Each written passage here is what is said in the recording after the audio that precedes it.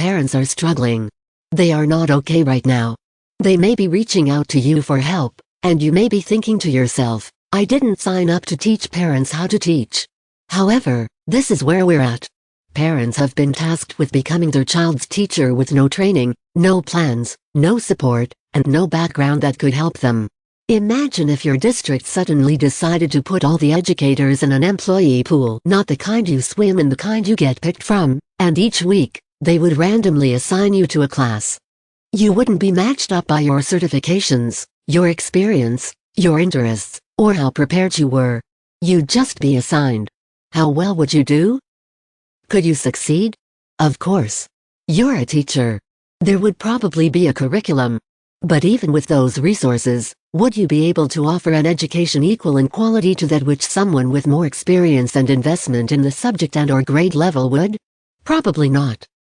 And you'd probably be a little terrified, let's be honest. Parents have it worse than that. There is no general education required to become a parent.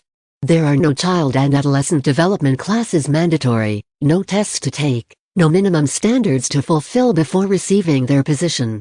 We need to scaffold for our parents right now and share our experiences and expertise in a way that isn't condescending and off-putting. What do parents need? 1. Review lessons and to be included on the plan. Parents need to know what their child should be learning, and they need to be able to ask you questions about the content. They need to have the ability to do the work themselves and be able to explain how to do it.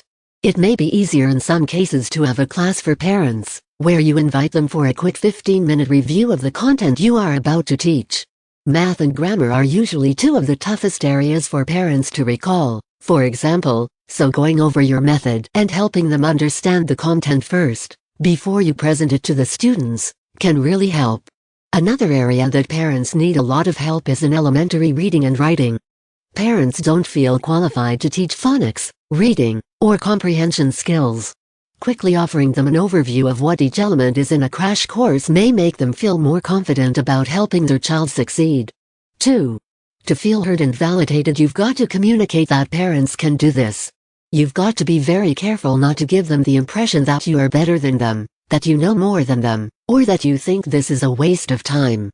Frankly, none of that is true, and if you've got that attitude, not only are you way off the mark, but your parents can sense it from a mile away and they will stay away from you. In the end, the student will suffer from your bad attitude, and that's not okay. Parents may just need to talk to someone who is accustomed to being around children all day every day. They need you to tell them they are doing a good job. If you aren't a parent and don't understand this need, ask someone who is a parent. Parenting, on its best day, is daunting. You're always second-guessing yourself and trying to figure out what the next right thing is. The last thing they need is judgment from you. Validate their feelings, listen to their stories, and answer their questions.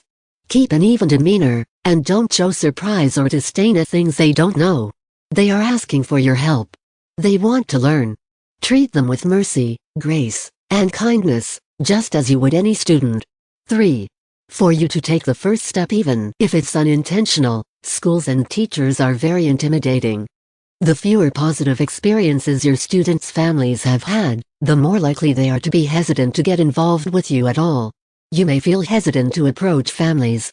You know they have a lot going on, you know they have your information if they need you, and you may feel like the ball is in their court. However, you may need to take the first step, and you may need to do it several times before you get any sort of real interaction. Chances are good that you aren't actually bothering them, so don't assume that. They may even tell you that you're bothering them, but continue reaching out to them. Not daily, but once or twice a week. It's better to reach out and not get anywhere than to not reach out and leave questions unanswered. 4. Answers to questions they can't even ask. If you're a seasoned teacher, think back to your first year, or the first time you tried a new hobby. Everything was overwhelming and foreign feeling. You didn't even know what you didn't know. You couldn't ask questions because you were so new that you didn't have a concept to really build on. Again, you'll have to be proactive.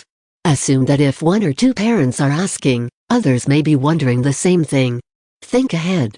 Evaluate what parents may not know and prepare to share that information in a way that they will see, hear, and understand it. Being available for conversations with parents routinely will give them the opportunity to plan ahead, too.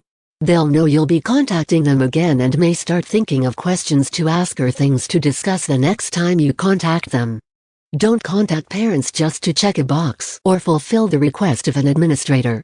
Contact them with the intent to build relationships and offer support.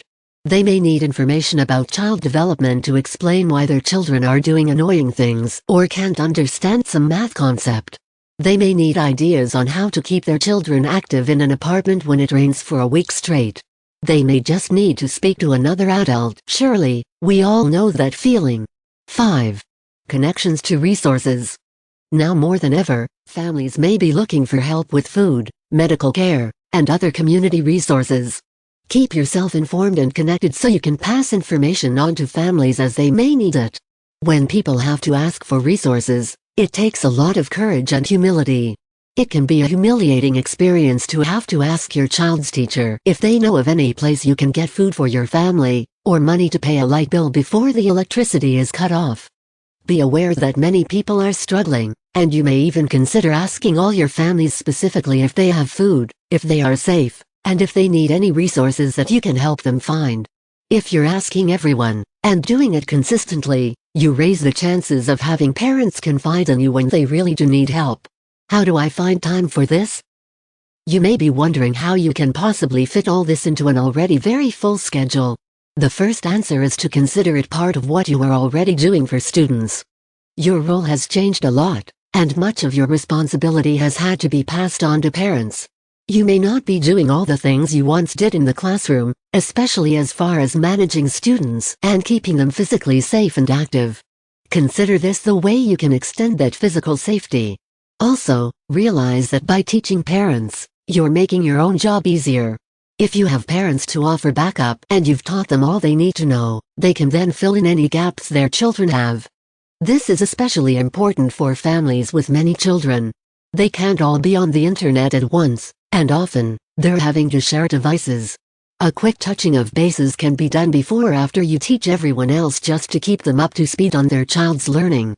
Another advantage of this is that you'll have a lot less to explain when it comes to grading and reporting because the parents will already know what's going on and be involved. Rather than viewing it as extra time, view it as pre-conferencing. If you have to have end-of-the-year conferences, you'll really just have to tie up a few loose ends rather than spending a lot of time catching them up to speed. You're not necessarily having to make extra time, you're front-loading and presenting solutions before a problem occurs. It's preventative. In the future, parents need to be included more often in education. One of the reasons they feel so lost and overwhelmed is because we do our best as a society to completely separate family and education. That's got to change. Parents need to be told in a way they understand what their children are learning. They need to be given ways to support their children. They may need to be retaught themselves when you cover information they've forgotten, and they don't need to be shamed for that. They need to be praised for wanting to be involved with their child's education. Families can be the most important resource we have access to, and yet we tend to look at them as though they are a burden, or even a curse. We avoid them, talk down to them, talk over their heads, and treat them as enemies. What we need to do is pursue relationships with them, explain ourselves clearly, speak directly to their questions and concerns, and include them. Now we know how uncertain each day can be with our students. Giving more power to parents in their child's education will ensure that students don't miss out, regardless of what happens. Education cannot continue to revolve around the teacher. It just can't. It's time to pivot education. It's time for students and families to be our main focus.